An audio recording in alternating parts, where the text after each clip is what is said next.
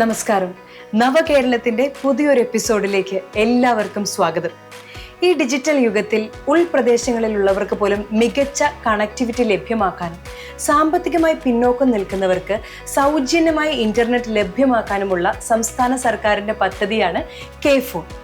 Internet ഏതൊരു പൗരന്റെയും അവകാശമാണ് എന്ന് മനസ്സിലാക്കിക്കൊണ്ട് കേരള സർക്കാർ ഈ പദ്ധതിക്ക് രൂപം കൊടുത്തിരിക്കുകയാണ്.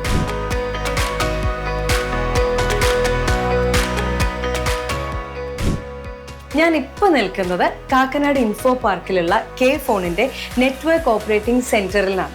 കെ-ഫോണിന്റെ പ്രവർത്തനങ്ങൾ, അത് സർക്കാർ ഓഫീസുകളിൽ, മറ്റു ഓഫീസുകളിൽ എങ്ങനെ നടക്കുന്നു, അവിടെ ഏതൊക്കെ രീതിയിലാണ് അവരെ സഹായിക്കുന്നതെന്നൊക്കെ ഇന്നൊരു ദിവസം കൊണ്ട് നമ്മൾ നോക്കിക്കണ്ട് അറിയാൻ പോവുക. ആദ്യം ഈ ഓഫീസിൽ നിന്നാണ് നമ്മൾ തുടങ്ങുന്നത്. ഹലോ ചേട്ടാ, നമസ്കാരം.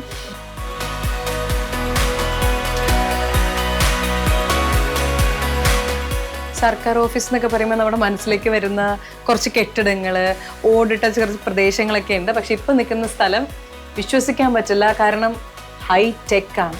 നമ്മുടെ സർക്കാർ വന്നതിന് ശേഷമാണ് ഇതുപോലെയുള്ള മാറ്റങ്ങൾ നമുക്ക് ചുറ്റും വരുന്നതും ഉപകാരങ്ങൾ നമ്മളിലേക്ക്, ജനങ്ങളിലേക്ക് ഇത്രയധികം എത്തുന്നതും. വാ,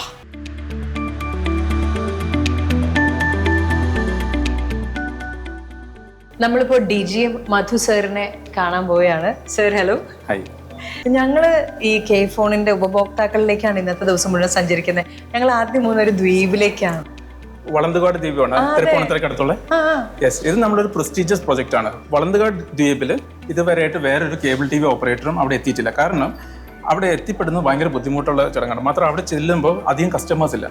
കാരണം നമ്മുടെ സിറ്റീസിൽ പോയി കഴിഞ്ഞാൽ ചെറിയൊരു ഇൻവെസ്റ്റ്മെന്റ് കൊണ്ട് നല്ലൊരു റവന്യൂ ഉണ്ടാക്കാൻ പറ്റും. പക്ഷെ കെ-ഫോൺ അങ്ങനെ ഒരു സ്ഥാപനമല്ല. ആൾക്കാരുടെ അടുത്ത്, സാധാരണ ജനങ്ങളുടെ അടുത്ത് ഇന്റർനെറ്റ് എത്തിക്കുക എന്നാണ് നമ്മുടെ ലക്ഷ്യം.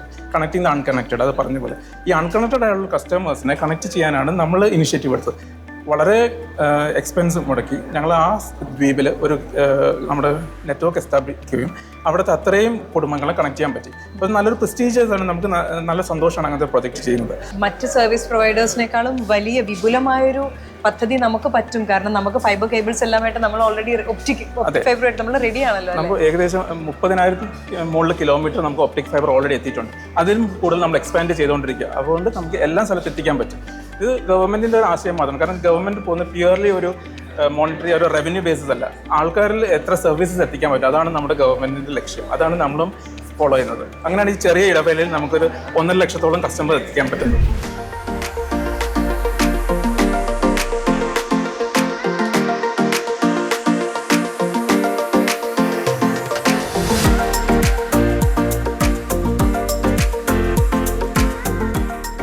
ആ കാണുന്നതാണ് ഞാൻ പറഞ്ഞ വളന്തകാട് ദ്വീപ്. 40ഓളം കുടുംബങ്ങളാണ് ഈ ഒരു ദ്വീപിലുള്ളത്. ഞാൻ 4ാം ക്ലാസ്സിലാണ് ഇതിനു മുന്നേ വഞ്ചിയിൽ കയറിയിട്ടുള്ളൂ. ഭയങ്കര ധൈര്യമൊന്നുമില്ല, എന്നാലും ഇതൊരു എക്സൈറ്റിംഗ് ആയിട്ടുള്ള യാത്രയാക്കാനായിട്ട് ഞാൻ ശ്രമിക്കുന്നത്.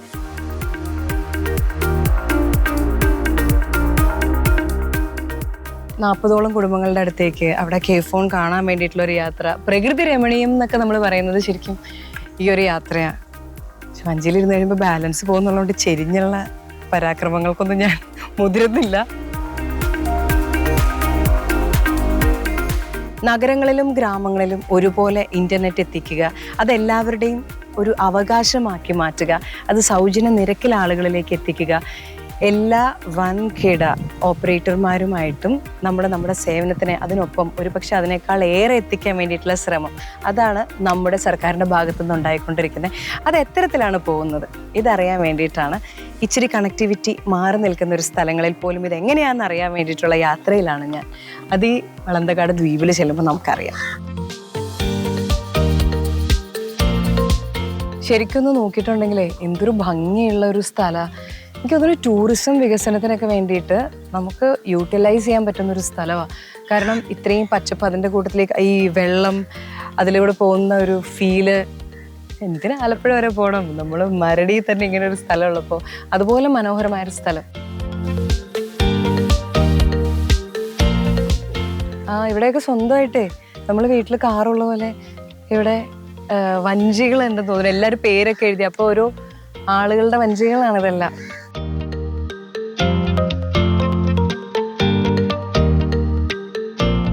നമ്മൾ ഈ ചില സിനിമകളിലൊക്കെ കാണത്തില്ലേ, നല്ല ഭംഗിയുള്ള നാടൻ ഗ്രാമീണ സ്ഥലങ്ങളിലൊക്കെ ഇങ്ങനെ സൈഡിൽ നിന്ന് മീൻ പിടിക്കുന്നതും അങ്ങനെ കുറേ സീനുകൾ എടുക്കുന്നത്. ആ സിനിമ കഴിഞ്ഞ് ഇപ്പോഴാണ് നേരിട്ട് കാണുന്നത്. ഈ ഭാഗത്തുള്ള പിള്ളേർക്കെല്ലാം നീന്താനും വഞ്ചി തുഴയാനും എല്ലാം അറിയാം.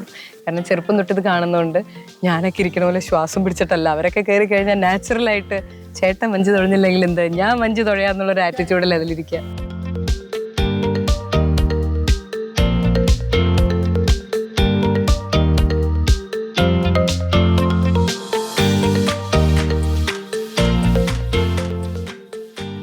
എല്ലാവരും പറയും അഡ്വഞ്ചറസ് യാത്രകൾക്ക് ഒരുപാട് ദൂരം പോകണം എന്നൊക്കെ. ഇവിടെ തൊട്ടടുത്ത് ഇങ്ങനെ ഭംഗിയുള്ള വഞ്ചിയിലൊക്കെ വരാൻ പറ്റുന്ന ഒരു സ്ഥലം ഉണ്ടെന്ന് എനിക്കറിയില്ലായിരുന്നു. വളന്തകാടിലേക്കും കുറച്ച് അകന്ന് നിൽക്കുകയാണെങ്കിലും K-Phone എത്തുകയും അതിൻ്റെ OTT പ്ലാറ്റ്ഫോം അതിൻ്റെ കൂടെ തന്നെ വരികയും ഇൻ്റർനെറ്റ് ലഭ്യത ലഭിക്കുകയും അപ്പം അങ്ങനെ 40ഓളം കുടുംബങ്ങൾക്ക് അവരും എല്ലാവരും ഒരുപോലെ, നഗരമാണെങ്കിലും ഗ്രാമമാണെങ്കിലും ഒരേപോലെ കണക്ടിവിറ്റിയിലേക്ക് എത്തുക, ഒരേപോലെ ഇൻ്റർനെറ്റ് സൗകര്യങ്ങൾ കിട്ടുക, സൗജന്യ നിരക്കിൽ ഇതെല്ലാം ലഭ്യമാക്കുക എന്ന് പറയുമ്പോൾ നമ്മുടെ സർക്കാരിന് അഭിനന്ദനം കൊടുക്കണം നമ്മൾ.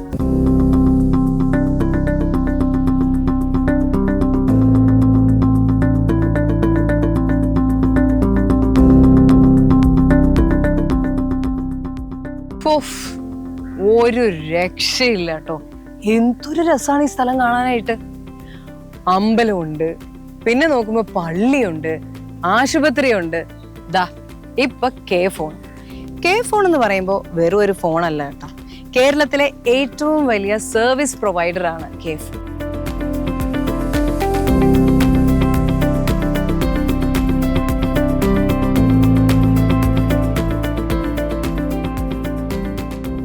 ലോകം മുന്നോട്ട് ഓടിക്കൊണ്ടിരിക്കുന്ന സമയത്ത് ഇന്റർനെറ്റ് സാക്ഷരതയില്ലാതെ കാര്യങ്ങളൊന്നും നടക്കത്തില്ല.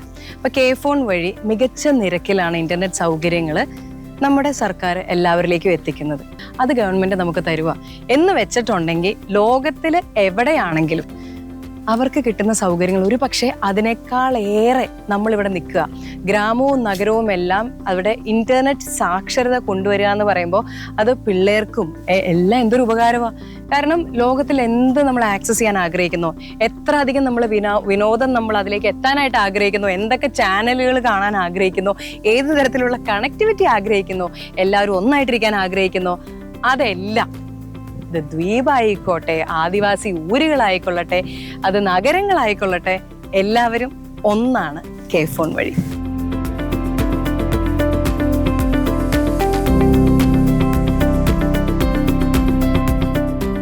വിജ്ഞാനവും വിനോദവും വിരൽ തുമ്പിൽ. അതായത് പിള്ളേർക്ക് പഠിക്കാൻ വേണ്ടിയിട്ടാണെങ്കിലും നമുക്ക് എൻജോയ് ചെയ്യാൻ വേണ്ടിയിട്ടാണെങ്കിലും എല്ലാ സംഭവങ്ങളും K-Phoneൽ കിട്ടുകയാണ്. ഇഷ്ടം പോലെ ഭാഷകളിലുള്ള സിനിമകൾ, പല പല ചാനലുകൾ, ഇതെല്ലാം ഇങ്ങനെ അനർഗളം പ്രവഹിച്ചുകൊണ്ടിരിക്കുകയാണ്. പിന്നെ നിങ്ങൾക്ക് അറിയാലോ, ഈ കഴിഞ്ഞ ദിവസം ഇതെല്ലാം, ഈ സൗകര്യങ്ങളെല്ലാം നമ്മുടെ പ്രിയപ്പെട്ട മുഖ്യമന്ത്രി നാടിന് സമർപ്പിച്ചു കഴിഞ്ഞു.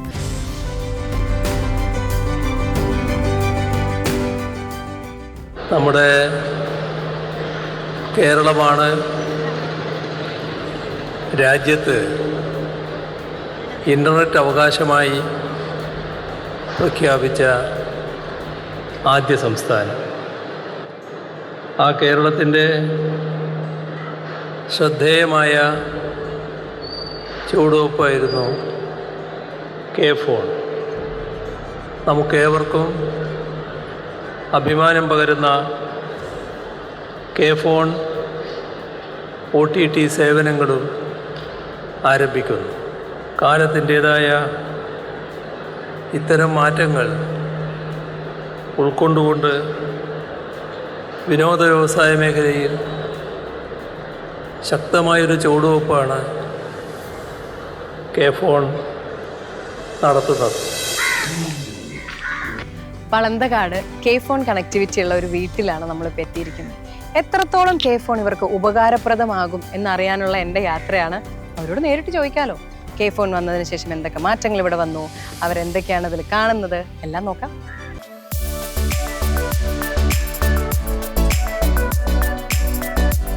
ചേട്ടാ നമസ്കാരം. നമസ്കാരം. ചേട്ടന്റെ പേരെന്താ? എൻ്റെ പേര് സദാനന്ദ്. ചേട്ടൻ ഈ ദ്വീപിലാണ്, ചേട്ടന്റെ ജീവിതകാലം മുഴുവൻ ഇവിടെ ജനിച്ചു വളർന്ന ആളാണ്.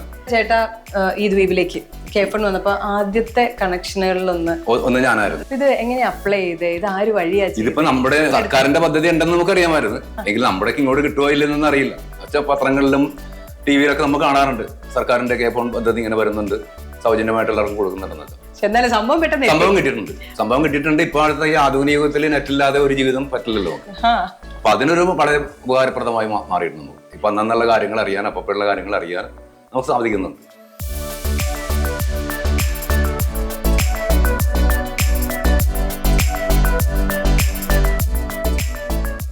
അങ്ങനെ വളന്തകാട് ദ്വീപിനോട് യാത്ര പറഞ്ഞ് അടുത്ത ഡെസ്റ്റിനേഷനിലേക്ക് പോവുക.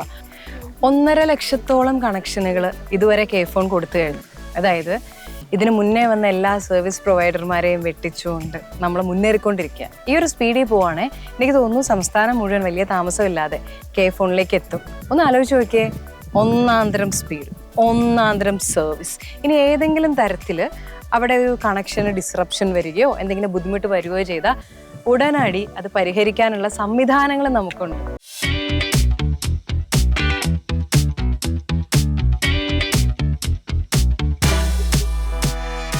അതിവേഗ ഇന്റർനെറ്റ്, അതിരുകളില്ലാത്ത എന്റർടൈൻമെന്റ്.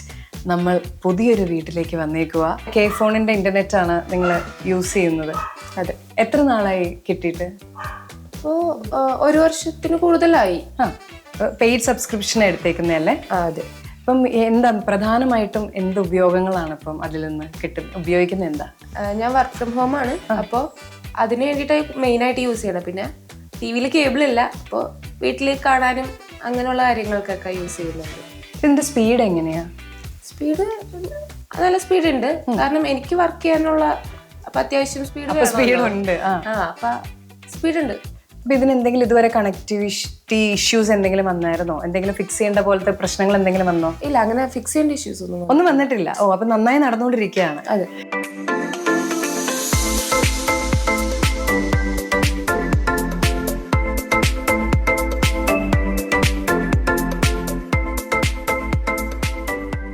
നമ്മൾ പറയത്തില്ലേ, ഒരു വട്ടം കൂടിയ നോർമകൾ ഓടിക്കളിക്കുന്ന തിരുമുറ്റത്ത് എത്തണം. ONV കുറുപ്പ് സാറ് പറഞ്ഞ പോലെ ശരിക്കും നൊസ്റ്റാൾജിയ എന്നൊക്കെ പറയുന്നതാ. ഒരു കുഞ്ഞു സ്കൂള് എന്ന് വെച്ചാൽ കുഞ്ഞു കുട്ടികളുടെ അടുത്തേക്കാണ് ഞാനിന്ന് വന്നേക്കുന്നത്. ശരിക്കും പറഞ്ഞിട്ടുണ്ടെങ്കിലുണ്ടല്ലോ, ഇപ്പോൾ ഈ സ്കൂളുകളിലേക്ക് വരുമ്പോൾ എനിക്കൊരു നഷ്ടബോധമാണ് തോന്നുന്നത്. അതായത് നമ്മളൊക്കെ സ്കൂളിൽ പോയ സമയത്ത് സ്ലേറ്റിൽ നിന്ന് തുടങ്ങി, പിന്നെ ബുക്കിലോട്ട് എത്തി, ബുക്കിന്റെ പേപ്പറിൽ എഴുതിയൊക്കെ പഠിച്ചു. നമ്മൾ ഇന്റർനെറ്റോ വല്ലോ നമ്മുടെ സമയത്തുണ്ടോ? ഇപ്പോൾ ഈ പിള്ളേർക്കൊക്കെ കമ്പ്യൂട്ടർ സാക്ഷരത LP സ്കൂളുകൾ തൊട്ട് വരുക. അതായത് കേഫോൺ പദ്ധതിയിലൂടെ നമ്മുടെ സർക്കാർ ഇതെല്ലാം അവർക്ക് കൊടുത്തേക്കുക. അപ്പൊ എങ്ങനെയാണ് ഈ സ്കൂളിൽ അവർ ഉപയോഗിക്കുന്നത്, അവർ എന്നതൊക്കെയാ ചെയ്യുന്നേ എന്നൊക്കെ കാണാൻ നമ്മൾ വന്നേക്കുന്നത്. നോക്കാം.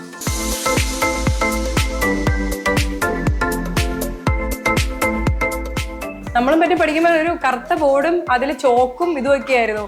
ഇവിടെ നമ്മൾ പ്രൊജക്ടറും സെറ്റപ്പും ഒക്കെ ആയിട്ടാണ്.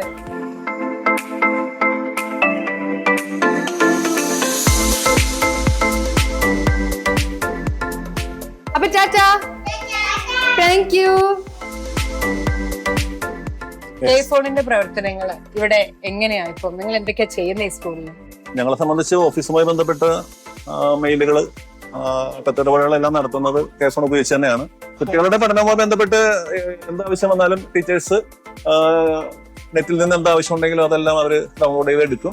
നാടോടുമ്പോൾ നടുവേ അല്ലാതെ നമ്മുടെ സർക്കാർ ഓടിക്കൊണ്ടിരിക്കും. ശരിക്കും പറഞ്ഞാൽ എനിക്ക് തോന്നുന്നു ഇപ്പൊ വലിയ വലിയ സ്കൂൾ, പബ്ലിക് സ്കൂളുകളും നമ്മുടെ സ്കൂളുകളും തമ്മിൽ കാര്യമായ വ്യത്യാസമൊന്നുമില്ല.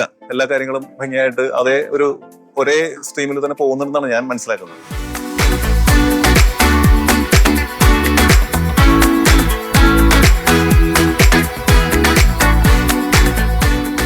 കേഫോൺ കണക്ഷൻ ലഭിക്കാൻ 3 വഴികളുണ്ട്.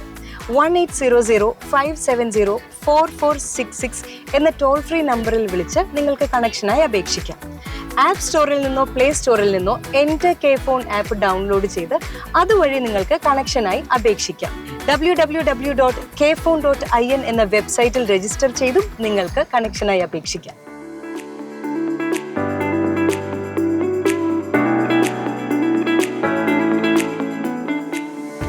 കഴിഞ്ഞ 1.5 വർഷമായി സെക്രട്ടേറിയറ്റിലെ എല്ലാ ഓഫീസുകളിലും 2024 മുതൽ നിയമസഭയിലും കേഫോൺ കണക്ഷനാണ് ഉപയോഗിക്കുന്നത്.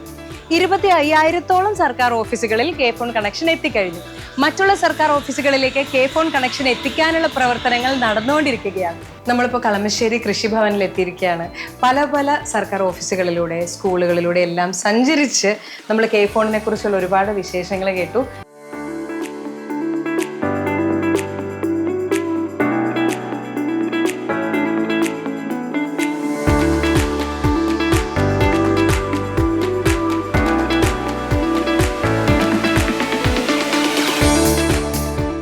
അപ്പം കെ ഫോൺ വന്നതിന് ശേഷം ഇവിടെ വന്ന മാറ്റങ്ങൾ എന്തൊക്കെയാണ്? മെയിനായിട്ട് മാഡം ഞങ്ങൾക്ക് ജോലിഭാരം കുറഞ്ഞു. അതാണ് ഏറ്റവും വലിയൊരു പ്ലസ് ആയിട്ട് പറയാനുള്ളത്. ഇപ്പം പഴയ പോലെയല്ല, ഒരുപാട് ഓൺലൈനായിട്ടാണ് ഇപ്പം ഞങ്ങളുടെ എല്ലാ ജോലികളും പോകുന്നത്. ഇപ്പോൾ പേപ്പർലെസ് ആക്കുന്നതിൻ്റെ ഭാഗമായിട്ട് എല്ലാം നമുക്ക് ഓൺലൈനാണ്. അപ്പം അതുകൊണ്ട് നമുക്ക് ഒരുപാട് കാര്യങ്ങളുടെ നമുക്ക് ആളുകളുടെ നമുക്ക് വെയിറ്റ് ചെയ്യിക്കേണ്ട താമസവും കുറയുന്നുണ്ട്. അപ്പം അവരും ഹാപ്പിയാണ്, ഞങ്ങളും ഹാപ്പിയാണ്.